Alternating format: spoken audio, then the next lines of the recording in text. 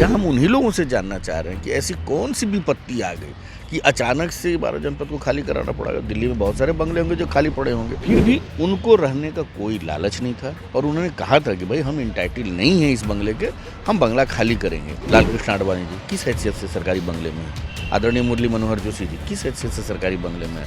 हर्षवर्धन जी किस हैसियत से सरकारी बंगले में? रविशंकर जी अभी तक किस हैसियत से उस बंगले में है? कौन सी ऐसी विपत्ति आ गई जिसकी वजह से आनन फानन में यह निर्णय लेना पड़ा? इस वक्त हम 12 जनपद, वही 12 जनपद जो कि स्वर्गीय रामविलास पासवान की यादों से जुड़ा है, आज वही 12 जनपद का आवास खाली हो चुका है। तमाम तस्वीरें लगातार हम आपके सामने दिखा रहे हैं और इस वक्त हमारे साथ अशरफ जी हैं, लगातार हम उनसे भी जुड़े हैं, बातचीत कर रहे हैं। आइए उनसे जानने की कोशिश करते हैं कि आखिर वजह क्या रही, कितना मिस करेंगे इस आवास को और क्या कुछ और कहेंगे। आवास आज खाली हो गया 12 जनपद, यानी कि 12 जनपद नहीं बल्कि एक नाम टैग हो गया था स्वर्गीय रामविलास पासवान। कल चिराग जी भी बहुत मायूस थे, आप लोग भी बहुत मायूस थे। सबसे पहले तो क्या कहेंगे इस बारे में? देखिए मायूस तो नहीं है, और एक बात तो ज़रूर है कि हमारी पार्टी के संस्थापक स्वर्गीय रामविलास पासवान जी की बहुत सारी खट्टी मीठी यादें जुड़ी थी इससे, और 32 साल एक समय कहलाता है, एक युग कहलाता है। बहुत सारी छोटी मोटी चीज़ें आप खुद देखो ना कि ये सारी चीज़ें जो ये बहुमूल्य धरोहर हैं उनकी, ये जितनी चीज़ें आप देख रहे हो, और उसको अचानक से आनन फानन में उठा के फेंक देना। आप ये देखिए बिल क्लिंटन साहब के साथ है या और भी पूरी दुनिया की एक से एक हस्ती के साथ, उन सारे धरोहरों को उठाकर बाहर सड़क पे फेंक देना, ये बहुत ही दुखद है और इसकी जितनी भी निंदा की जाए कम है।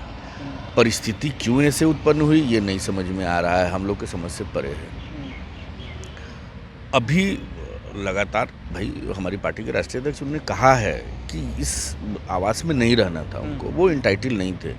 उन्होंने रिक्वेस्ट किया, एक्सटेंशन मांगा, एक्सटेंशन मिला, किराया दे रहे थे, ऐसा नहीं कि कोई इलीगल इंक्रोचमेंट था, किराया दे रहे थे। और अभी समय मांगा था कि भाई ठीक है हमको कुछ समय दे दीजिए, हम शिफ्ट कर जाएंगे, कहीं ना कहीं कोई आवास हमको दे दीजिए कायदे का जहाँ हम शिफ्ट कर जाएं।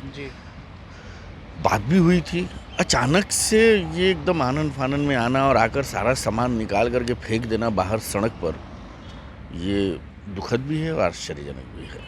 तो ये बताइए, ये तो केंद्र सरकार की तरफ से किया गया। चिराग जी लगातार हनुमान कहते थे कि मैं हनुमान हूँ, तो फिर हनुमान के साथ ऐसा कैसे हो गया, कैसे ये सज़ा मिल गई? नहीं देखिए, हनुमान अब किस परिप्रेक्ष्य में उन्होंने कब कहा था ये आपको भी पता होगा, थोड़ा सा मीडिया उसको और ज़्यादा तरजीह दे दिया।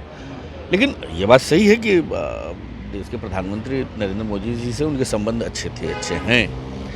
अब ये हो सकता है भारतीय जनता पार्टी में बहुत सारे लोग हैं जो नहीं चाहते होंगे कि संबंध अच्छा रहे, क्योंकि अब देखिए वही हमने कहा ना, कल भी हमने कहा था और आज भी हम ये कह रहे हैं, ये बहुत दुख हो रहा है कहते हुए कि आज अगर हम कुछ बोलेंगे तो लोगों को लगेगा कि क्यों आज बोल रहे हैं।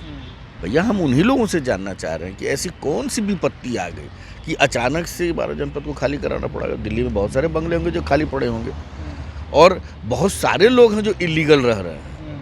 हम उन लोगों से ही जानना चाह रहे हैं। मैंने कल भी कहा था मीडिया के साथियों से कि भाई हमको बता दें कि देश के बड़े नेता हैं आदरणीय लाल कृष्ण आडवाणी जी किस हैसियत से सरकारी बंगले में है, आदरणीय मुरली मनोहर जोशी जी किस हैसियत से सरकारी बंगले में है, हर्षवर्धन जी किस हैसियत से सरकारी बंगले में, रविशंकर जी अभी तक किस हैसियत से उस बंगले में है। अगर वैसा मान लीजिएगा तो अगर वो इंटाइटल हैं तो हमारे सांसद तो दो बार से हमारे राष्ट्रीय अध्यक्ष सांसद हैं, तो वो भी रह सकते थे।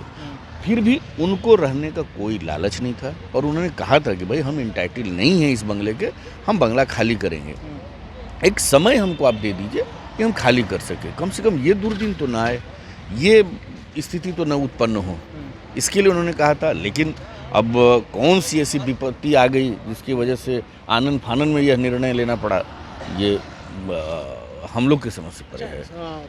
कल चिराग पासवान से मेरी जब बात हो रही थी तो उन्होंने कहा था कि मेरे पास अब कोई घर नहीं है, सिर्फ एक नानी के घर के सिवा। तो ये एक सांसद के लिए कहना, जबकि सांसदों के पास आप खुद कह रहे हैं, हम लोग भी देखते हैं कि कई घर होते हैं, ये एक चिराग जी के साथ कहीं ना कहीं यही दुखद है। और सच बात है कि आज की डेट में उनके पास कोई घर नहीं है और आप जाकर के देखिए अभी भी वो 2 या 3 कमरे का फ्लैट है, उसमें किसी तरह अपने परिवार के साथ अपने नानी के यहाँ एडजस्ट किए हुए हैं, तभी ना ये सारा सामान कहीं नहीं दिए। देखिए पूरा का पूरा वो देखिए बंडल का बंडल, ये सारा चीज़, ये जितने भी बहुमूल्य धरोहरें हैं, बहुत सारे लोगों ने गिफ्ट दिया है, ये सब चीज़ देखिए फेंका पड़ा हुआ है रोड पर। अगर घर होता तो अब तक चला गया होता, लेकिन घर नहीं है। और आप पता करा लीजिए, खुद पता करा लीजिए, केंद्र सरकार ने कोई घर दिया है क्या?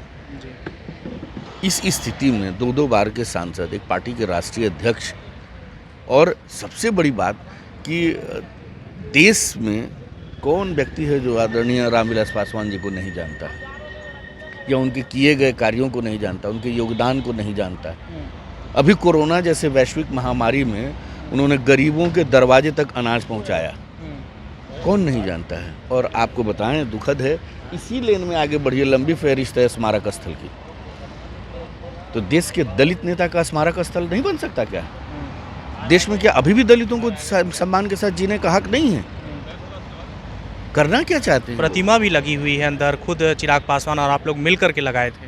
नहीं, पार्टी के कार्यकर्ताओं ने लगाया था, उनका स्नेह था, उनका प्यार था, उनका अपना समझिए कि उन लोगों को ये लगता था कि अपना उद्गार कैसे प्रकट करें, उसके लिए उन्होंने राष्ट्र संस्थापक महोदय का अपना मूर्ति लगाया था। तो वो था, वो है।